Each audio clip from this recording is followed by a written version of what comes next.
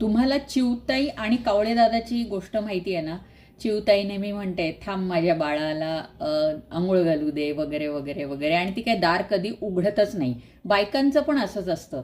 बायका आपला छंद असेल तो किंवा स्किल असेल तर थांबून ठेवतात की नाही बाबा, लग्न झालंय आता, मग घरची जबाबदारी, मग मुलांची जबाबदारी, मग मुलं शाळेत जाऊ दे, कॉलेजमध्ये जाऊ दे, लग्न होऊ दे, ब्ला एंडपर्यंत काही त्यांच्या जबाबदाऱ्या संपत नाहीत आणि ते त्यांचं स्किल पुढे आणत नाहीत.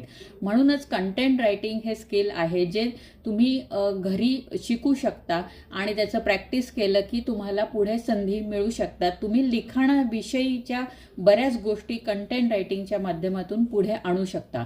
मग भले तुम्हाला खूप मोठी पैशाची गरज नसेल, पण तुम्ही तुमच्या स्वतःची ओळख एक लेखक किंवा लेखिका म्हणून करू शकता. तर वेळ घालवू नका. मुलांच्या जबाबदाऱ्या संपणार नाही आहेत, पण तुम्ही तुमचं स्किल हे शिकून पुढे नक्की येऊ शकता.